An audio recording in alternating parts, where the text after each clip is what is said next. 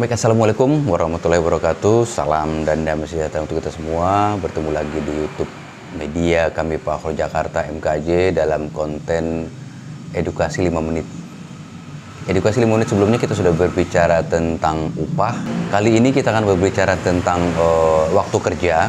Waktu kerja adalah waktu yang digunakan untuk melakukan pekerjaan pada satu periode tertentu. Periode yang dimaksud di sini adalah kita berbicara tentang hari, periode satu hari, katakan satu minggu, satu bulan.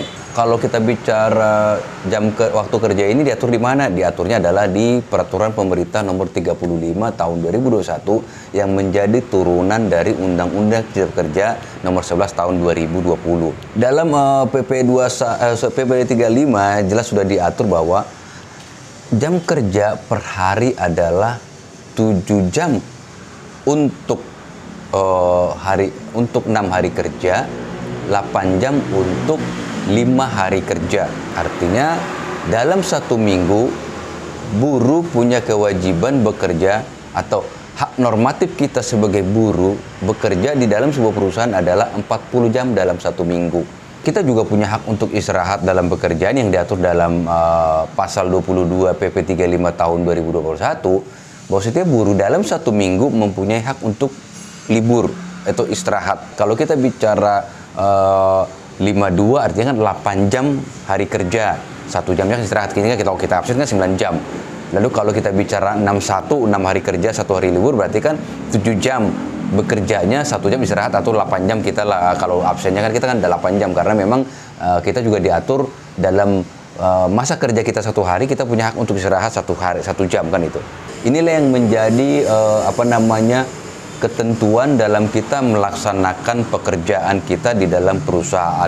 Jadi kawan-kawan, kita sederhananya sebenarnya bilang kerja itu sudah jelas diatur dalam peraturan pemerintah yang pada akhirnya nanti akan dituangkan dalam peraturan perusahaan ataupun perjanjian kerja bersama dalam perusahaan, bagaimana kita mengetahui atau mempunyai hak bekerja di sana. Ya, kalaupun memang ada juga beberapa sektor perusahaan yang memiliki aturan lain atau fleksibilitas lain, katakan dalam pelaksanaan pekerjaan, yang pada akhirnya akan itu menjadi sebuah kesepakatan yang diatur dalam peraturan perusahaan dan juga diatur dalam peraturan menteri. Ya, ada perusahaan-perusahaan atau sektor-sektor lain yang memang tidak mengharuskan jam kerjanya seperti tadi yang saya katakan di atas.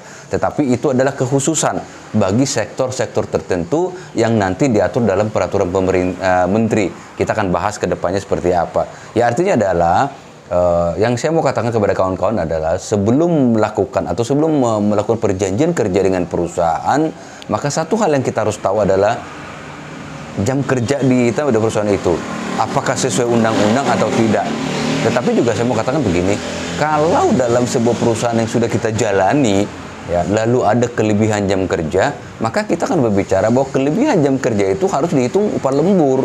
Jadi kita juga harus paham bahwa ketika jam kerja kita melebihi waktu yang sudah ditentukan oleh undang-undang, dalam hal ini pelaksananya di dalam peraturan pemerintah nomor 35, maka itu adalah upah lembur. Ya, ke depan kita akan berbicara tentang upah lembur, tetapi saya mau katakan di PP 35 sendiri sudah jelas diatur, ya, di pasal 26 itu dalam PP 35 sudah jelas ada aturan tentang bagaimana menghitung upah lembur, berapa sih maksimalnya boleh lembur dalam satu hari, itu sudah semua diatur. Contohnya adalah dalam PP 35 pasal 26 diatur maksimal dalam satu hari itu adalah 4 jam lembur, tidak boleh lebih.